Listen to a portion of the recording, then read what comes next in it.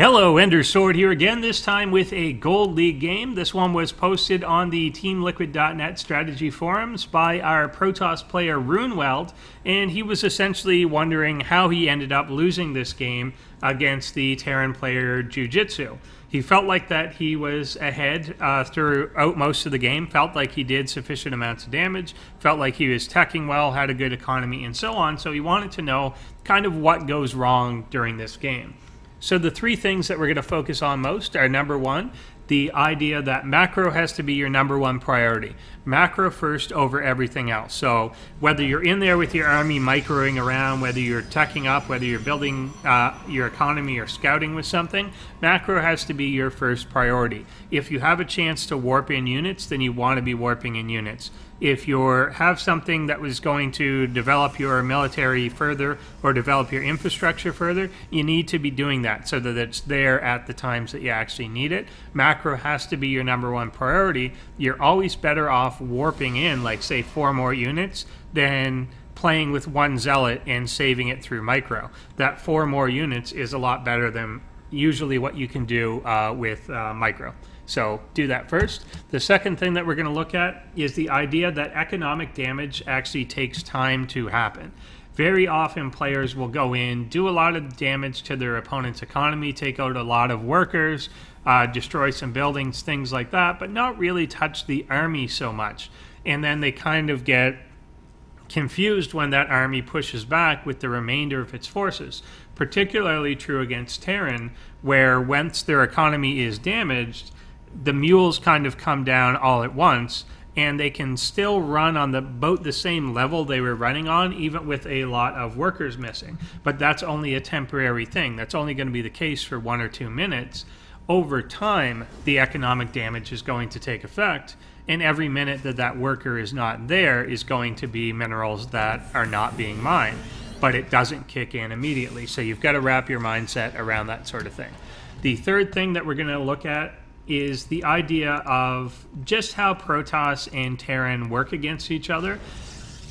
Very rarely is there actually a close fight. He went for the Nexus first here, a little bit risky given that there's nothing to indicate that that is necessarily what the Terran player is doing. He actually didn't even get in far enough to see whether there was another gas taken here or not, so we don't really know if this is safe, but he did go ahead and do that. Anyway, sorry, so the main mechanic between these two races is there's rarely a close fight, and the reason for that is because of medevacs.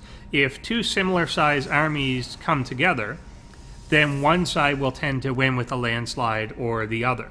Either the Protoss force kind of gets whittled down and it starts losing the ability to out-DPS the medevacs, or the Terran army is just faced with a little too much DPS and the medevacs don't actually have time to keep things alive and they lose it too quickly. So it's just a mechanic that if you cannot overwhelm the Protoss or Terran army, then you shouldn't really make that engagement. If you're just kind of even, then you probably are going to take too many losses when you're the Protoss attacking into a Terran, because you'll lose half your stuff, they'll lose half their stuff, but they haven't lost the medevacs yet, which make the remaining stuff much stronger as your army diminishes. So overwhelm or don't, and we'll see that happen in this game.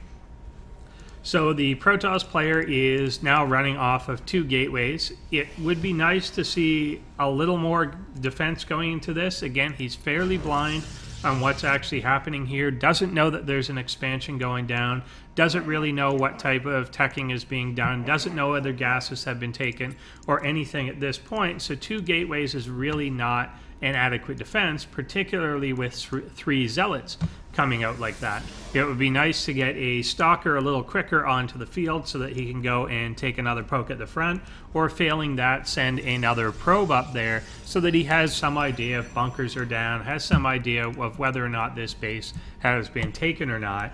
This is a little risky, a little bit greedy. Yes, he's getting the economic advantage out of it, going a few workers up and trying to kind of get everything rolling along, but it's just not really adequately defended here.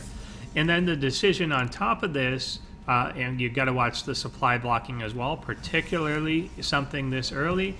you know, this is really, really quite defenseless. For that to get supply blocked on everything else, on top of everything else, is pretty bad. Then he's making the decision here to go into a 4-gate. But this, again, is based off no real information. We don't really know whether the Terran has taken this base. We don't know whether there's 3 bunkers up front here. We don't really know kind of what's going on. So this is a very committed decision, and it's a type of tech that after Nexus First is just really, really late. So this isn't going to hit with a lot of strength. Again, we supply blocked and are missing about 2 or 3 units here. He's going to doesn't really have the pylons up in time. These are kind of done and ready to be producing those units, but we're not producing units because he wants to produce them up here. But this pylon wasn't in place in time. So when you're doing these things, you have to be aware that, one, everything's behind because of this Nexus to begin with. He went this Nexus first. But on top of it, still have not produced anything.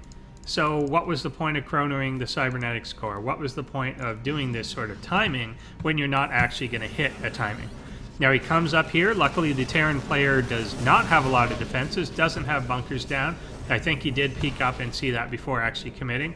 But here the entire army just kind of walks up the ramp, force fields it up, but that's not really helping anything. It takes a little while for it to come down. But luckily the Terran player is not actually microing against everything, and this does turn out to be a fairly decent attack. He doesn't really run these SCVs away, so Zealots are able to pick this off, and he gets out of here. If we take a look at, say, the resources lost tab, units lost, and kind of the resources, you can see that the Terran player is obviously the one down from this. He lost a lot of his Bioforce, and obviously he lost a lot of his SCVs.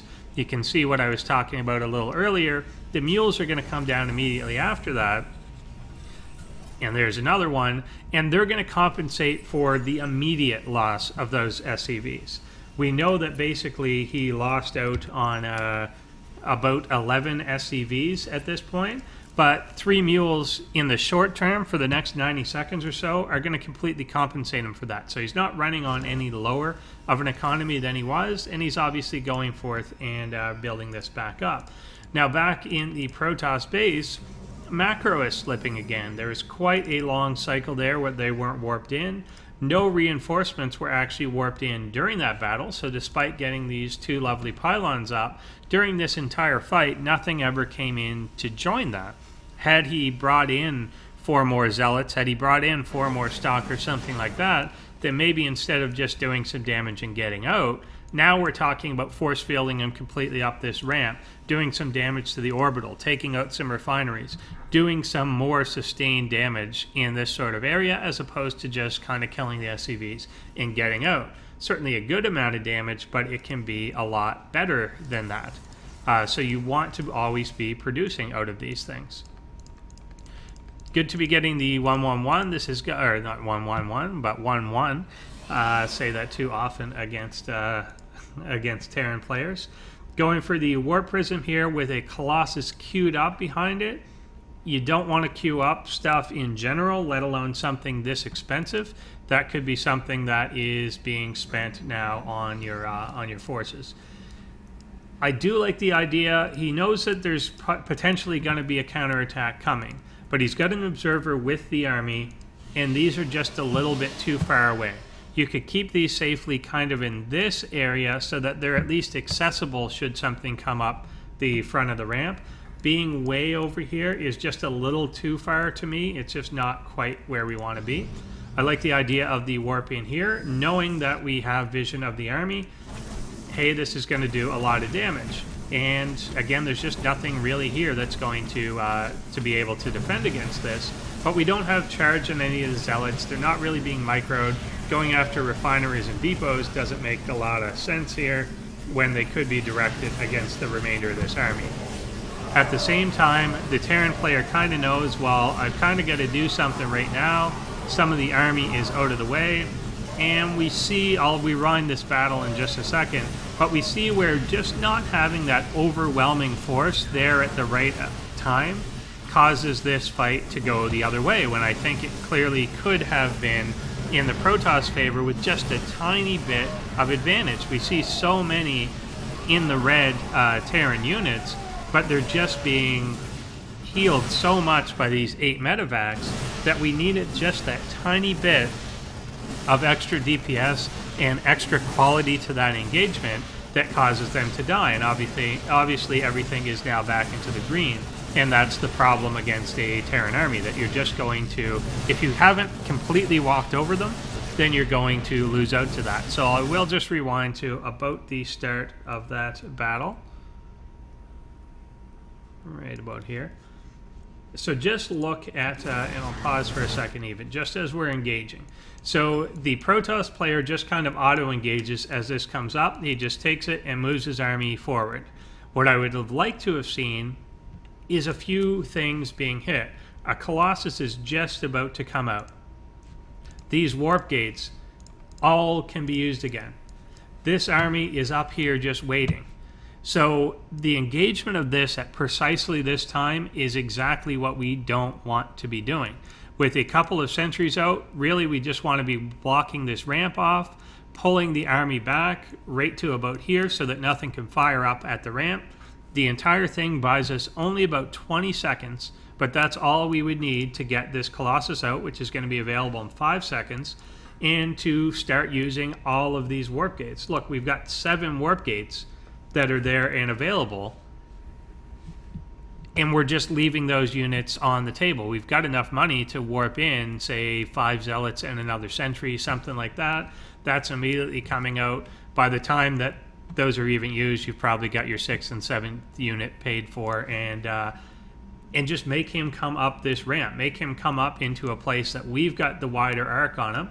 Make him come up into that choke so that the Colossus can just kind of hang around back here, shielded by everything.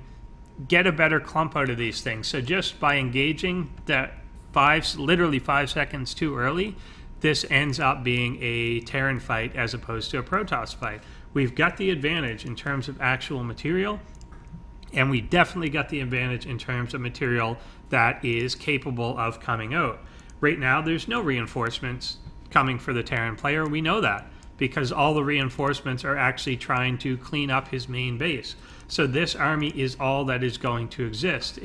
If we whittle down this army, we know tons of SCVs are dead now. We know the economy's hurting. Everything's mining from this one base. We know that no reinforcements are streaming in after this. We can even warp in more in their own base with this warp prism. So we've got a lot of continuation off that. We just need to take care of this force. And so as we play that through, these engage, a lot of slow zealots come in. They don't get great surface area against everything. They're not really surrounding everything. Things in the back are firing up really well.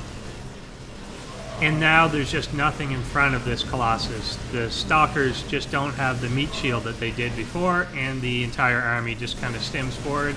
They know what they've got to do. In the meantime, as things are warped in, they're warped in right on top of the Terran forces. Nothing ever kind of comes to bear against them, and they're just kind of pulled off, picked off. Everything dies. 2 of them I don't even think ever got into the game. So you want to be warping those in up here, chrono boosting out all the gateways, getting something else out of this robo facility. Look at all the money we have. So just getting those things in time is the key. And there's such a small force here. Look at the force that ultimately has killed this, but it just can't be dealt with at this point. Each of these units basically has its own medevac, and so as things go down, they just go down, and there's nothing that we can really do about it. Stalker's probably not the best choice, I understand it, but Zealots is still probably the way to be going there. Even still, look at the reinforcements that we're capable of doing here, and the Terran players still not coming behind this, with anything. Ultimately, the Protoss player is going to kind of tap out of this. I don't even think he has to engage now. Look, we can still do warp-ins. Trap some of his stuff behind, pulls back at the wrong amount of time, at the wrong period of time, and so on, just kind of gets stuck on the ramp. You know they've got to come up the ramp. This stuff is kind of forfeit, so regather your army up here. Once again, there are no reinforcements coming to this whatsoever, and we know that's the case. Zealots are still tearing through this mineral line. things are not going to be joining this. So the fact that we lost this base, well, he's lost so many workers at this point that we can rebuild the base and he can't even saturate a full one. It doesn't even matter. All we need to do is deal with this. So make them come up the ramp. Even warp in a sentry or two and just leave them down there. The longer that this game continues, the better off the Protoss player is going to be, since we can warp in here and he can't ultimately do anything to us. So I think there was a little bit, it's not that it was a premature leave after he committed with this army, it was over, but it was a premature engagement with this army. We still had 6 warp gates that could have been warped in, with 6 more zealots coming out, with a couple of sentries coming out that were able to say force field behind this army, cut them in half on the ramp. Doing something like that, even just throwing up a guardian shield, really makes a big amount of difference when you're talking about just a handful of troops like this, particularly when we have the upgrade advantage actually going on. We're 1-1 and these guys are 0-0. Throw up that guardian shield, all of a sudden your armor's 3 against a bunch of Marines that only fire at like 6 or whatever it is they fire at. So why don't I know that? It is 6. And so it just cuts that damage completely in half. So just regrouping, knowing what's happening, knowing there's no reinforcements, take a breath, gather everything up, and then engage at a time that you can overwhelm your opponent, as opposed to just being fairly even with your opponent, because you're going to lose those. When you're even with a Terran, his medevacs are eventually going to kick in, and if you don't have the reinforcements to drive through them, or the AE damage or something to deal with the medevacs themselves, then obviously you're going to just lose that fight due to attrition, as we saw here. So overall, like I said, macro first, there were about, I would say, 4 different times in this game that if the warp gates had just been used, if literally that was the only change made, then the game would have been in the Protoss favor. And there were a couple times when just the literal engagement position actually would have made the difference, and Protoss would have won this game by just force fielding off, or not even force fielding off, and just pulling back a little bit into where the Colossus was about to come and into where we could have warped in more units. It would have actually made the difference, and this small amount of units would have completely died. So those are things to look at, and I hope you find that helpful. Thanks for watching, guys.